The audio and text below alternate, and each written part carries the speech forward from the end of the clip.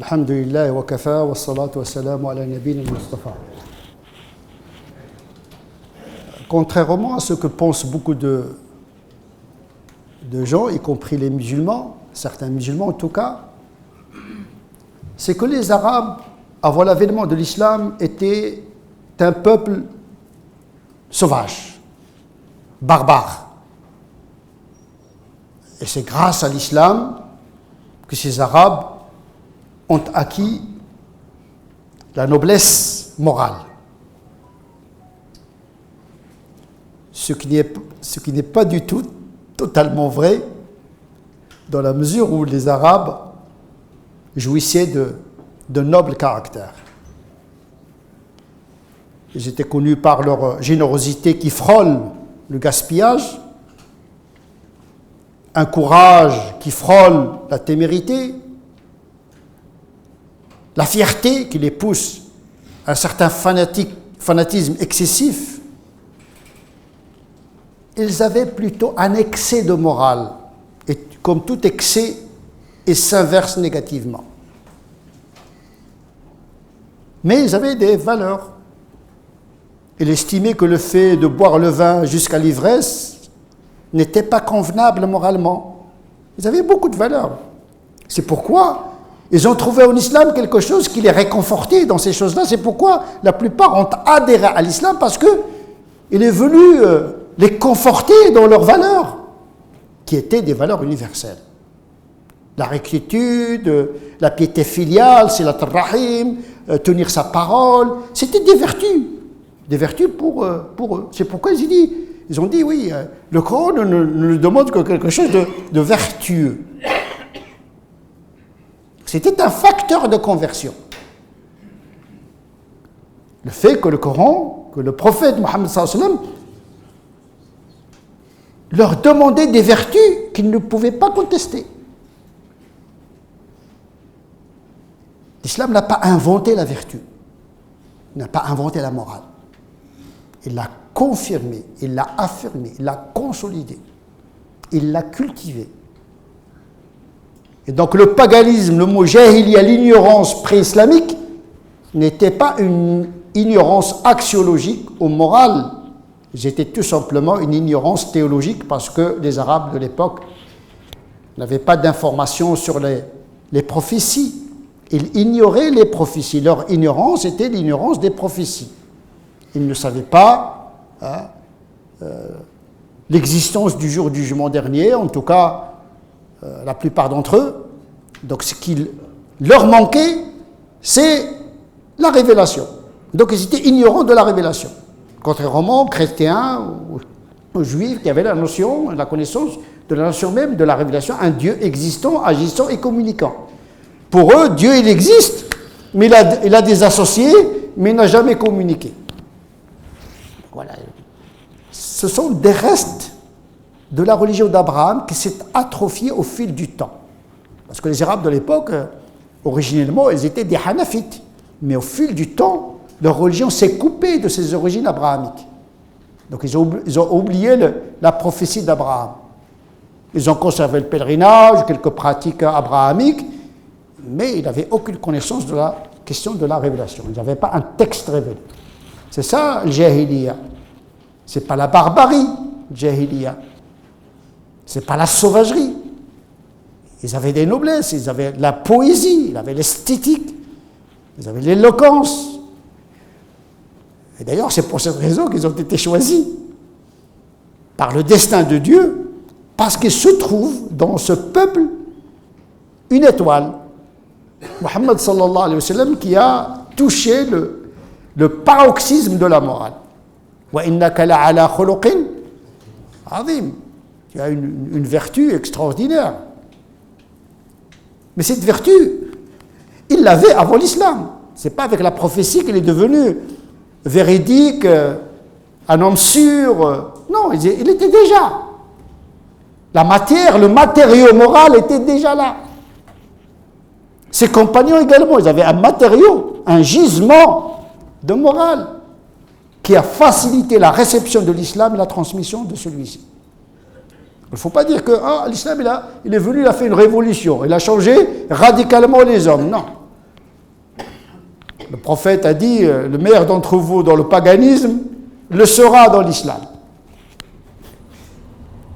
C'est pourquoi on voit des gens qui auparavant n'étaient pas pratiquants, mais dès qu'ils commencent à pratiquer, ils ne changent pas leur comportement, ils restent les mêmes. À part les 5 prières, quelques pratiques, on s'accroche toujours sur les détails, mais la morale, elle, ne change pas chez les gens. Elle peut chercher le halal dans la viande pour consommer, mais l'essentiel n'a pas changé chez les gens. La tricherie, la vislardise, le mensonge, l'impiété filiale, l'agressivité, la violence, ça fait partie du caractère et difficilement transformable, si ce n'est que par le jihad moral. Le Coran et l'islam n'opèrent pas une magie sur les gens. Je suis musulman, donc non, ça ne fonctionne pas comme ça. Donc le prophète sallallahu alayhi wa sallam considère que le meilleur des Arabes avant l'islam le sera dans l'islam, avec une valeur ajoutée, la connaissance de la religion. إذا فقهوا أو فقهوا. C'est très important de considérer que l'islam n'a pas inventé la morale. Il est venu pour la consolider, la renforcer. Et pour ce faire, il a envoyé un prophète pour éduquer les gens. Il ne faut pas croire que le Coran par lui-même a un effet magique sur les gens. Ou bien les hadiths du prophète, faites ceci, faites ceci. On oublie que le prophète était un éducateur, l'éducation.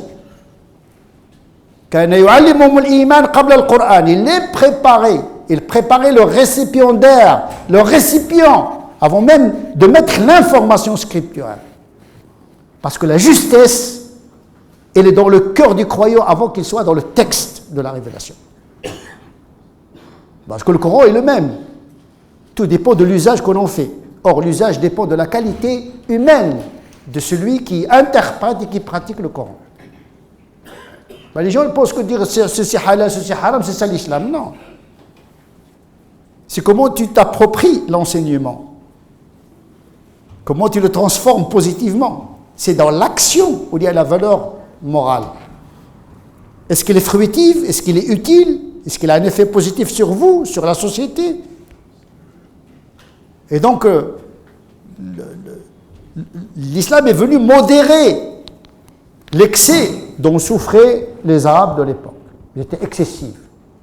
L'islam est venu pour la modération, l'équilibre. C'est ça le mystère, le secret de la morale, c'est de trouver le point d'équilibre. Pas de laxisme, pas de fanatisme. Trouver le juste équilibre. Car la générosité peut devenir un gaspillage quand il est axé. L'économie, il peut devenir une avarice. L'économie, c'est bien. Mais la cupidité, c'est autre chose. Le courage, ce n'est pas toujours dans l'offensif. Le courage aussi, c'est se retenir également. Sinon, le courage deviendrait une témérité, une barbarie. Et donc, c'est ça, l'islam est venu pour modérer.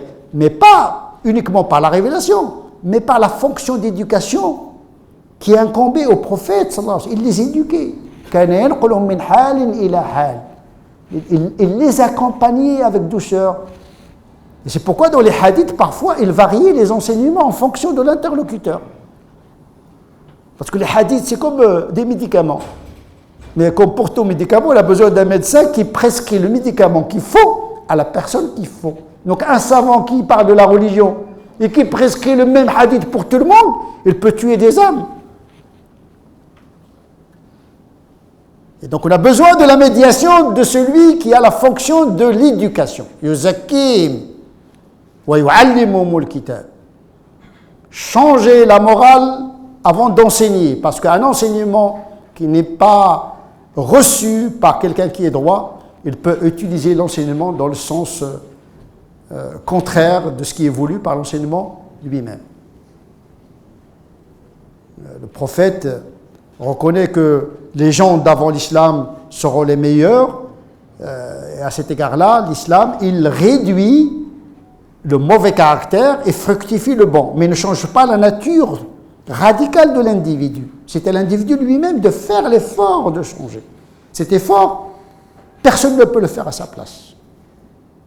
Ni le Coran, ni le hadith, ni le alim, ni même les parents, ni même l'enseignant. À un moment donné, chaque être humain, il doit se prendre en charge. Ce qu'on appelle jihad al-akbar. C'est l'effort sur soi. Mais il doit être éclairé. C'est ce qu'on va voir lorsqu'on va détailler quelques notions telles que la morale elle-même, qu'est-ce que c'est que le courage, qu'est-ce que c'est que la dignité. Ce sont des concepts moraux, mais qui demandent explication. Parce qu'il y a beaucoup de gens qui sont sincères dans la démarche morale, sauf qu'ils se trompent de définition de la vertu en question. Et donc c'est un ilm, la morale. Le prophète est venu pour parfaire, subtiliser la morale. C'est une fonction très importante. La nouveauté de l'islam, ce n'est pas l'invention de la morale, mais le lien qu'il a créé entre la morale et le sens. Le sens de la transcendance. Lier la morale à la rétribution le jour du jugement dernier. Dans le sens d'aider le croyant à s'élever moralement. Car contrairement à l'incroyant, le croyant, lui, il sait qu'il a des comptes à rendre à Dieu. Et donc, le fait d'instaurer le tribunal de l'au-delà permet d'instaurer un tribunal intérieur de la conscience du musulman qui doit être vigilant et de se prendre par lui-même en charge, au-delà de la coercition du droit. Parce que le droit, lui, quand on fait une infraction, c'est le droit la peine juridique. Mais le musulman, il a peur de la peine eschatologique dans l'au-delà. Ce qui a une fonction de renforcer la morale. Et donc, toute croyance qui ne verse pas dans le renforcement de la morale est une croyance déconnectée. Quelqu'un qui croit qu'il y a un enfer, mais il fait tout pour y entrer. Le mensonge, le vice, etc. Et c'est pourquoi un grand mystique, un grand saint disait, c'est bizarre, j'ai l'impression que les gens, ou bien ils sont des croyants, mais sont fous, ou bien ils sont des incroyants, mais ils risquent le pire. Ceux qui sont fous parmi les croyants, c'est ceux qui croient qu'il y a véritablement un jour du jugement dernier, mais ils font comme s'il n'y a pas de jugement dernier. Quand on les voit, on dirait qu'ils n'ont pas de compte à rendre à Dieu. Au contraire, on trouve chez certains, il fait tout. Il dit, moi je n'ai des comptes à rendre qu'à Dieu. Donc il peut se permettre de faire tout ce qu'il veut. Il ne veut pas être jugé par les hommes, mais parce que seul Dieu va le juger, il peut se permettre de faire ce qu'il veut. Au lieu de se retenir, il justifie le fait qu'il n'a de rendre de compte qu'à Dieu, il se permet de faire tout. Au lieu que la croyance en Dieu le bride et le pousse à respecter l'environnement, il prend l'alibi du jugement dernier pour se permettre de ne pas être jugé par les hommes dans ce moment, même quand il fait des bêtises. C'est quand même, on utilise vicieusement, justement, la croyance au jour du jugement dernier. Je n'ai pas de compte à rendre. Tu n'es ni mon père ni mon Dieu. Donc je peux me permettre de faire tout. Donc c'est de la folie. De croire qu'il y a... On est tous fous, moi le premier, il ne faut pas croire que moi je ne fais pas de bêtises. Il ne s'agit pas de vous donner des leçons. Je n'ai pas à être un directeur de conscience. On est tous dans la même enseigne. Et donc, c'est des moments de folie. On fait des choses comme s'il n'y a pas Dieu, comme s'il n'y a pas le jour du jugement dernier. Or, justement, la nouveauté de l'islam, c'est qu'il a apporté l'eschatologie pour modifier le comportement des hommes dans ce moment. Et puis l'autre nouveauté que l'islam a apportée, c'est bien sûr les rites. Mais ce qui importe le monde, ce qui importe l'existence dans l'ici-bas, c'est la morale. Ta foi te concerne toi, ta salat te concerne toi, mais la morale concerne ta famille, concerne ta communauté, ta société. Ta morale concerne les plantes, les animaux, le monde, les étoiles, parce que tu agis dans le monde. Nous comprenons dès lors l'assertion du prophète qui dit « Je suis venu je ne suis venu que pour parfaire le bon comportement et la vertu. Les prochains sermons, Inch'Allah, on va entrer dans plus de détails concernant les fondements de la morale et les aspects de cette morale en donnant quelques exemples. نسأل الله عز وجل أن يجعلنا من الذين يستمعون القول فيتبعون أحسنه أولئك الذين هداهم الله وأولئك هم أولو الألباب اللهم اهدنا فيمن هديت وعافنا فيمن عافيت وتولنا فيمن توليت اللهم حسن أخلاقنا اللهم حسن أخلاقنا اللهم حسن أخلاقنا اللهم ربنا آتنا في الدنيا حسنة وفي الآخرة حسنة وقنا عذاب النار اللهم صل على سيدنا محمد وعلى آل سيدنا محمد كما صليت على سيدنا إبراهيم وعلى آل سيدنا إبراهيم وبارك على سيدنا محمد وعلى آل سيدنا محمد كما باركت على سيدنا إبراهيم وعلى آل سيدنا إبراهيم في العالمين إنك حميد مجيد سبحان ربك رب العزة عما يصفون وسلام على المرسلين والحمد لله رب العالمين.